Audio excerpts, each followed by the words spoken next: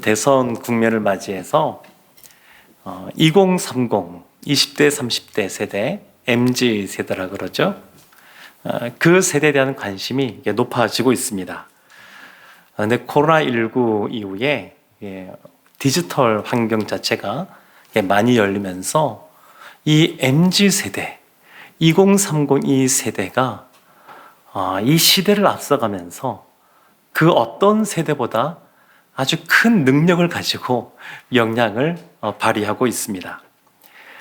생각해보게 되면 대체로 86 아시안게임 이후에 태어나서 우리나라가 선진국 같은 그러한 환경 속에 있을 때에 그들이 삶을 살아갔기 때문에 그 이전 세대, 우리 부모님 세대, 또 새마을운동을 경험하고 또 개발도상국으로서 경제를 발전시키는 것에 아주 집중했던 그러한 세대하고는 전혀 다른 환경 속에서 삶을 살았습니다. 그래서 이 MZ 세대를 그 나이가 더 많은 그 이상 되는 분들이 이해하기에는 이미 그 경험과 생각이 너무 달라져서 그들이 갖고 있는 정책인 생각도 판단하기 어렵고 또 여러 가지 많은 차이들이 있는 것을 보게 됩니다. 그럼에도 불구하고 이 코로나19 시대 때 남녀노소 공통적인 그러한 관심사가 있는데 그것이 뭐냐면 건강입니다. 건강. 또 오미크론 변이 때문에 더 요즘은 그런 생각들이 많아지는 것 같습니다. 최근에 뉴스를 보니까 이 MZ 세대가 건강에 대해서 관심을 가지면서 가장 많이 집중하고 있는 것이 있는데 흔히 생각할 때는 운동일 것 같은데 그렇지가 않고 건강기능식품이라고 합니다.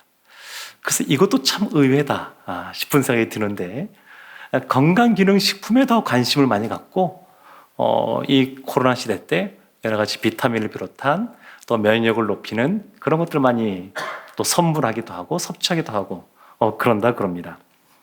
근데 이렇게 사람이 남녀노소 건강에 관심을 갖고 또 무병장수하기를 바라지만 사람이 다 인류 역사상 누구도 피해갈 수 없었던 그러한 우리 인생에서 어쩌면 가장 큰 문제이자 절망이라고 할 수 있는 죽음의 문제를 피해갈 수가 없습니다. 진시 황제가 이 불로장생을 꿈꾸었지만 결국 이루지 못했던 것처럼 누구도 이 죽음의 문제에 대해서 이 문제를 해결할 수가 없습니다. 그런데 만약 우리 인생에서 가장 큰 절망이라고 할 수 있는 이 죽음의 문제조차 그 안에서 소망을 발견한다 그러면 우리의 삶 속에 벌어지고 우리가 맞닥뜨리고 우리가 겪어가야 될 광야와 같은 이 어떤 시간들도 그 가운데 소망을 품게 될 겁니다. 우리가 어떤 환경이나 상황 속에서도 그것을 이겨나가고 견디게 하는 힘이 있는데 그것이 바로 소망입니다. 소망. 심지어는 이 소망이 있는 사람은 사람이 갖고 있는 본인이 갖고 있는 한계를 뛰어넘는 초월적인 힘도 발휘하기도 합니다. 우리가 아침에 눈을 떠서 하루를 살아가는 활기차게 살아가는 원동력, 그 힘이 어디에서 오냐면 소망에서 옵니다.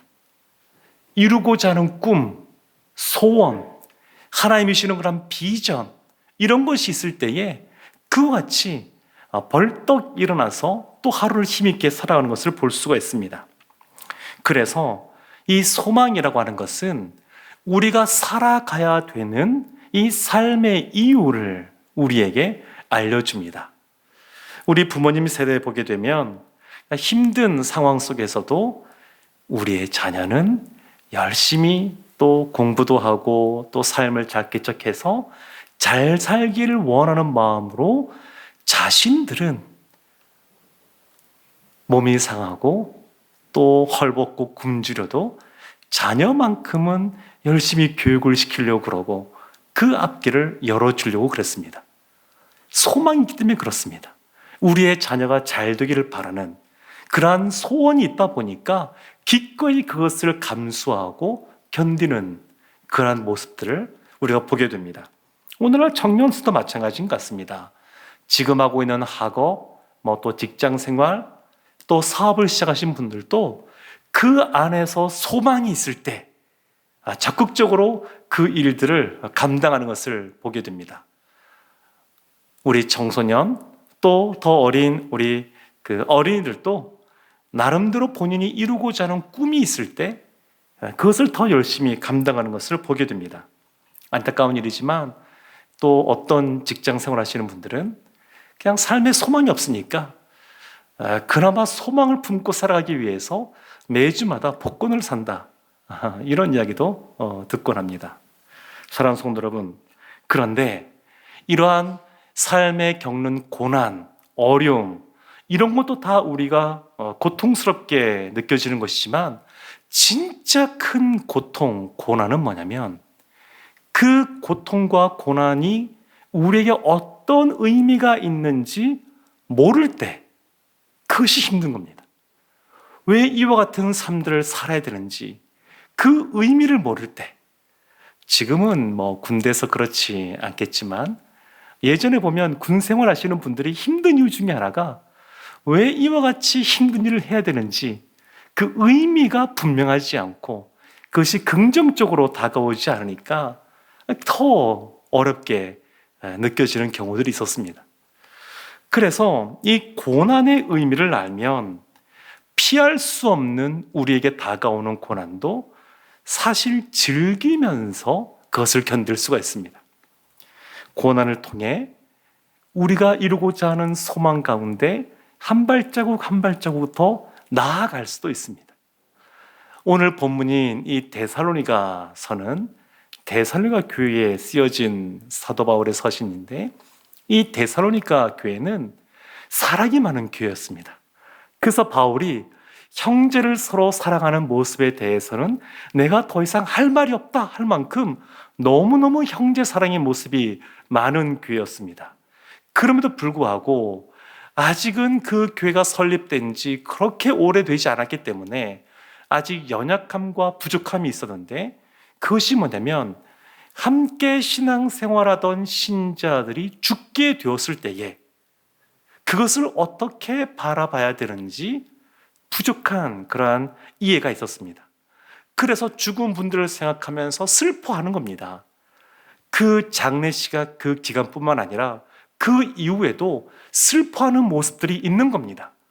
그래서 오늘 이 본문을 통해서 사도 바울이 그 안에서 어떻게 이것을 이해하고 그 안에서 죽음에 대한 소망을 품을 수 있는지 그것을 알려주고 있습니다. 크게 보면 두 가지를 말하는데, 첫 번째는 부활입니다. 부활. 두 번째는 재림입니다. 예수님께서 부활하셨기 때문에 예수를 믿는 우리도 부활에 대한 소망이 있다라고 하는 것이고, 또 하나는 그 부활하신 예수님께서 장차 재림할 것이라고 하는 그러한 소망이 우리 가운데 있다, 이것을 알려줍니다. 데살로니가전서 4장 13절과 14절 말씀을 보겠습니다. 형제들아, 자는 자들에 관하여는 너희가 알지 못함을 우리가 원하지 아니하노니, 이는 소망 없는 다른 이와 같이 슬퍼하지 않게 하려 함이라. 우리가 예수께서 죽으셨다가 다시 살아나심을 믿을진대 이와 같이 예수 안에서 자는 자들도 하나님이 그와 함께 데리고 오시리라. 13절에 자는 자들 이렇게 말합니다. 죽은 자들 표현하지 않습니다. 바울이 13절도 14절도 자는 자들 이렇게 말합니다. 마치 예수님께서 달리다굼 하시며 소녀를 일으키실 때에 그 슬퍼하는 사람들을 향하여 이 소녀가 죽은 것이 아니라 잔다, 그런 말씀을 하셨는데, 지금 사도 바울이 잔다 이렇게 표현합니다. 죽었다 이렇게 표현하지 않습니다. 이것은 관점의 차이가 있는 겁니다. 부활에 대한 소망을 갖고 있는 사람, 그 사람의 입장에서는 죽음으로 모든 것이 끝나버린 것이 아니라 다시 살아날 것에 대한 소망이 있기에 잔다, 이런 표현을 하는 것을 볼 수 있습니다. 그래서 믿는 자의 죽음이라고 하는 것은 어떤 거냐면 주님 안에서 하나의 통과 의례와 같이 이 땅에서 그 영혼이 이 육신과 함께 살아가다가 하나님이 부르시는 그때에 그 영혼이 이동하는 겁니다. 하나님의 보좌 앞으로, 하나님이 계신 그곳으로 그 영혼이 이동하는 겁니다. 그러니까 그 영혼이 소멸되거나 그냥 없어지는 것이 아니라 그 영혼은 여전히 부활한 영혼으로서 살아있는 그 상태로 있는 겁니다. 그러니까 이 예수 그리스도가 부활의 첫 열매로 계시고, 그리고 우리도 신자도 그 예수 그리스도를 따라서 부활한 그러한 영혼으로 있게 되고, 그리고 뒤에 재림에 대해서 말하는데 이미 죽었던 신자들은 예수님이 재림하실 때 그 육체와 결합하여 보다 신령한 몸으로 변하고, 그리고 예수님이 재림하실 때 살아있는, 이 땅에 살아있는 신자들은 부활한다는 표현을 쓰진 않고 그렇게 부름받아서 죽었던 신자들이 더 신령한 몸으로 부활되었던 모습으로 같이 변화되어진다, 이렇게 오늘 본문에서 우리에게 알려주고 있습니다. 근데 여기에서 우리가 눈여겨봐야 될 것이 있습니다. 그것이 뭐냐면 13절 말씀 보면 이런 표현이 있습니다. 하반절에 소망 없는 다른 이, 이런 표현이 있습니다. 소망이 없는 사람이 있다. 그러니까 소망과 관련하여서 두 가지로 사람을 구분해서 말하고 있는데, 하나는 소망이 없는 사람, 또 하나는 어떤 사람일까요? 소망이 있는 사람. 근데 소망이 없는 사람은 두 가지 유형으로 나눠볼 수가 있습니다. 하나는 그냥 말 그대로 꿈도 없고 소원도 없고 그냥 본인 마음대로 살고자 하는, 그래서 어찌 보면 자신의 인생을 자신의 뜻대로 살아가고, 그리고 어쩌면 마음 내킨 대로 살아가서 방종의 모습으로 흘러가는 그러한 유형이 있는가 하면, 또 하나의 유형이 있는데 그것은 거짓 소망에 사로잡혀 살아가는 사람도 소망이 없는 삶을 살아가는 사람이라는 겁니다. 소망인 줄 알고 붙잡았는데 나중에 알고 보니까 가짜인 것을 깨닫게 되는 것이죠. 하와가 뱀의 유혹에 넘어가서 선과 악을 알게 하는 나무의 실과를 따먹게 됩니다. 그때 뱀이 말했던 것이 뭐냐면, 유혹했던 것이 뭐냐면, 이것을 먹으면 너의 눈이 밝아지고 하나님과 같이 된다, 이런 말을 한 겁니다. 그래서 여기에 넘어가서 가짜 소망에 속아 그것을 따먹음으로 죄를 범하게 되었고, 그것을 뒤늦게 깨닫게 되는 것이죠. 우리의 삶 속에 그런 경우들이 참 많이 있습니다. 세상에서 우리가 복을 받아 살기를 참 원하는데 복 그 자체에 집중하거나 또 그 복을 이루는 것에 집착하여 삶을 살아가게 되면 어느 순간 그것에 사로잡히게 되어서 진짜 소망을 이루지 못하는, 가정과 함께, 가족과 함께 행복하게 살기 위하여 직장에서 열심히 일하고 사업을 밤새도록 열심히 일하는데, 그러면서 자녀들과 관계가 멀어지게 되고, 그리고 그 가정의 평안이 사라진다 그러면 어느 순간 이것이 목적 자체를 잃어버리게 되는 겁니다. 가짜 소망, 거짓 소망에 속아 살아가는 사람도 소망 없는 사람이라고 할 수 있습니다. 그러면 소망이 있는 사람은 어떤 사람이냐? 골로새서 1장 23절에서 이렇게 말합니다. 만일 너희의 믿음에 거하고 터 위에 굳게 서서 너희 들은 바 복음의 소망에서 흔들리지 아니하면 그리하리라. 복음의 소망, 이렇게 말합니다. 복음의 소망. 이 복음의 소망이 뭐냐? 장차 이 땅에 다시 오실 예수님의 재림에 대한 소망입니다. 그러니까 재림 소망입니다. 우리가 신앙생활을 하면서 성숙한 신자라 그러면 어떤 사람을 말하냐면 예수님의 재림을 사모하며 기다리는 성도를 성숙한 신자라고 말할 수 있습니다. 이것을 한마디로 말하면 종말론적인 신앙을 가진 것이다, 이렇게 말할 수 있습니다. 우리가 낯선 곳에 가게 되면, 오늘날은 이제 내비게이션이 많이 발달되어 있는데 이전에는 지도를 많이 보았죠. 이거 낯선 곳에 가게 되면 그 목적지에 도달하기 위해서 지도나 내비게이션을 따라가거나 그런 것을 수시로 봐야 됩니다. 그것을 보지 않고 그냥 자신만만하게 자신의 감만 갖고 간다 그러면 어느 순간 길을 잃어버리게 됩니다. 근데 영적인 여정도 마찬가지입니다.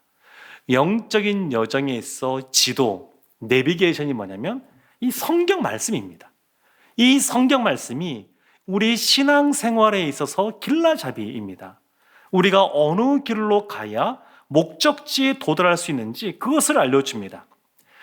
성경을 보면 그 안에 믿음의 사람들이 등장합니다. 그들이 어떻게 하나님의 말씀을 받아들이고 그리고 그 말씀을 어떻게 살아냈는지 그 여정들을 쫓아가게 되면 우리도 그것을 본받아서 길을 잃어버리지 않고 목적지에 도달할 수가 있습니다. 이와 같이 순례자들이 놓치지 말아야 될 가장 중요한 것이 뭐냐면 목적지입니다. 최종적으로 도착해야 될 목적지, 그것이 중요합니다. 우리가 살다 보게 되면, 또 길을 가다 보게 되면 때로는 길을 헤맬 수도 있습니다. 잃어버릴 수 있습니다. 열심히 가다가 목적지가 어디였더라? 이렇게 다시 한 번 더 질문을 던지고 우리의 삶을 돌이켜볼 수 있습니다. 근데 진짜 심각한 문제는 뭐냐면 길을 잃어버린 것보다, 목적지가 어딘지 잊어버린 것보다 나에게, 우리의 삶에, 우리의 신앙생활에 최종 목적지가 있다는 그 사실조차 잊어버리는 겁니다. 왜 살아가는지 모르는 겁니다. 왜 삶을 살아가는지. 오늘날 이 코로나 시대를 맞이하면서 한국교회에 대한 이미지가 굉장히 안 좋아졌습니다. 그렇지만 동시에 복음이 필요한 사람도 굉장히 많아졌습니다. 실제로 이 코로나 상황 속에서도 또 주님 앞에 나오는 사람들을 보게 되면 그들이 가장 많이 교회에 나온 이유가 뭐냐면 인생에 있어서의 의미를 모르기 때문에 그렇습니다. 자신의 삶에 대해서 혼란스러운 겁니다. 세상 가운데 거기에 대한 해답이 없다 보니까 그러니까 결국 복음으로 돌아오는 것을 보게 됩니다. 우리가 약속의 땅으로 들어가는 이 거룩한 전쟁, 이 가나안 땅 전쟁을 보게 되면 정탐꾼을 보내는 이야기가 나옵니다. 근데 그때 12명의 정탐꾼 중에서 여호수아와 갈렙만이 그들이 가야 될 최종 목적지를 잃어버리지 않고 명확히 알고 있었습니다. 그러니까 그 가나안 땅에 살고 있는 그 거대한 사람들, 성벽을 가진 사람들, 발달된 무기를 가진 사람들, 그들을 보면서도 그것을 믿음으로 해석할 수가 있었습니다. 목적지를 잃어버리지 않은 겁니다. 하나님이 그들을 애굽에서 나오게 하신 것, 출애굽하게 하신 것, 그것이 다가 아니라 그들이 가야 될 목적지가 있는 겁니다. 이거를 잃어버린 사람들은 10명의 정탐꾼들 보고를 듣고 나서 그냥 울고 불고, 그리고 다시 그 애굽으로 돌아가고자 하는 그러한 생각들을 하게 됩니다. 사도 바울 보게 되면 사도 바울도 자신이 가야 될 최종 목적지를 분명히 알고 있었습니다. 빌립보서 3장 14절 말씀 우리 함께 한번 합독하겠습니다. 표대를 향하여 그리스도 예수 안에서 하나님이 위에서 부르신 부름의 상을 위하여 달려가노라. 표대를 향하여 위에서 부르신 부름의 상을 위하여 달려간다, 이렇게 말합니다. 사도 바울은 이것이 분명했습니다. 본인이 살아가는 삶의 이유, 그리고 사명, 이방인의 사도라고 하는 것, 그것이 분명했고, 주님 부르시는 그날까지 그 길을 달려가겠다, 이것이 분명했던 사람이 사도 바울이었습니다. 사랑하는 성도 여러분, 우리의 삶은 광야 같은 이 세상살이를 겪을 수밖에 없습니다. 그런데 이와 같이 어렵고 힘든 삶은 사실은 누구나 다 겪는 것입니다. 그러나 차이가 있는데, 목적지가 분명한 사람, 가야 될 곳이 분명한 사람, 하나님 안에서 받은 비전, 소명이 분명한 사람은 힘이 있습니다. 표대를 향하여 달려갈 힘이 있습니다. 우리의 신앙생활을 한번 돌이켜보게 되면 우리의 신앙생활의 끝이 있다라고 하는 것, 최종적으로 도달해야 될 그런 목적지가 있다고 하는 것을 우리가 늘 기억해야 됩니다. 성경은 우리가 다다르게 될 목적지를 영원한 하나님 나라, 천국이라고 분명히 말씀하고 있습니다. 우리가 신앙생활하면서 왜 때로는 우리의 시선이 바깥으로 돌려지게 되고 세상의 여러 가지 유혹 가운데 넘어가느냐? 왜 우리 신앙생활 속에 왜곡이라는 것이 나타나느냐? 그것은 최종 목적지, 우리가 도달해야 될 하나님 나라, 그것에 대한 것이 흐려지기 때문에 그렇습니다. 우리가 가야 될 목적지가 분명하면, 표대가 분명하면 종말론적인 신앙을 가진 우리가 하나님께서 원하시는 그 길을 향하여 손에 쟁기를 잡고 뒤를 돌이키지 않고 열심히 하나님 나라를 위하여 힘있게 살아가게 될 줄로 믿습니다. 사랑하는 성도 여러분, 성경은 하나님을 향하여 뭐라고 말씀하냐면 소망의 하나님이라고 말합니다. 로마서 15장 13절에 이렇게 말씀합니다. 소망의 하나님이 모든 기쁨과 평강을 믿음 안에서 너희에게 충만하게 하사 성령의 능력으로 소망이 넘치게 하시기를 원하노라. 소망의 하나님, 하나님은 소망의 하나님이십니다. 그래서 우리가 소망의 하나님께 소망을 두는 겁니다. 그 소망의 하나님께서 성령의 능력으로 소망이 넘치게 하신다는 겁니다. 소망의 하나님이 원하시는 것이 뭐냐면 우리 안에 소망이 넘치기를 원하시는 겁니다. 무엇으로 이것이 가능하냐면 성령의 능력으로 가능케 하신다고 말씀하십니다. 예레미야 29장 11절에서는 이렇게 말합니다. 여호와의 말씀이니라. 너희를 향한 나의 생각을 내가 아나니 평안이요 재앙이 아니니라. 너희에게 미래와 희망을 주는 것이니라.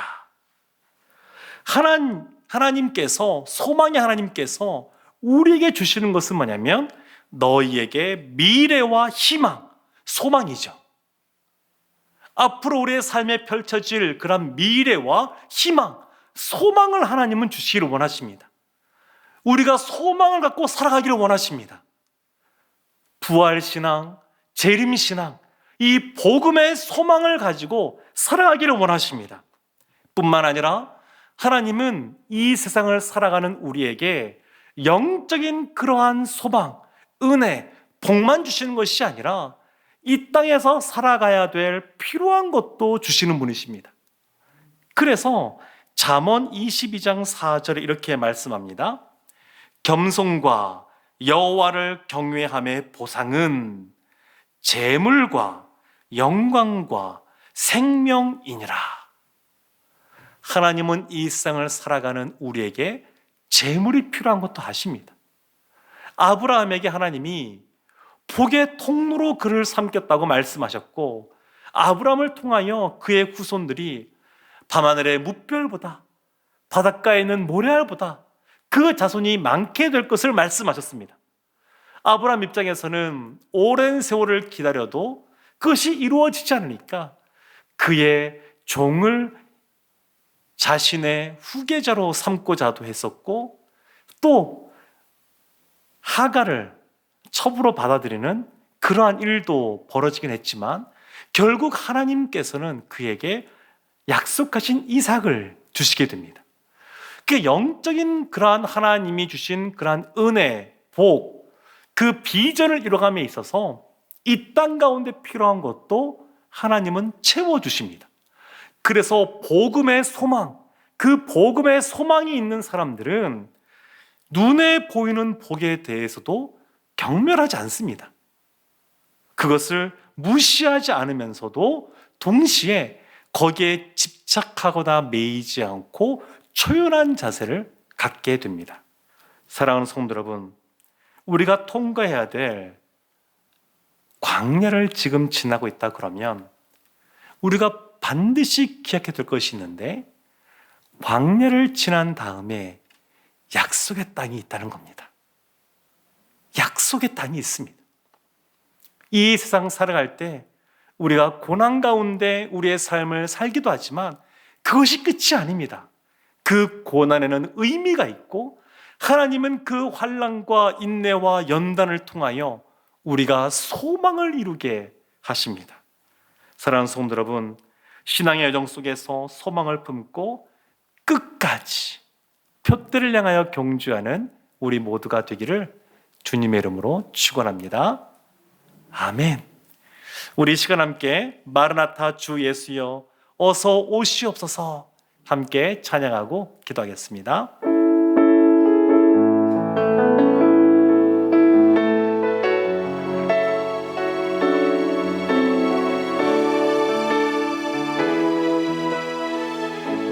마라나타 주 예수여 마라나타 주 예수여 어서 오시옵소서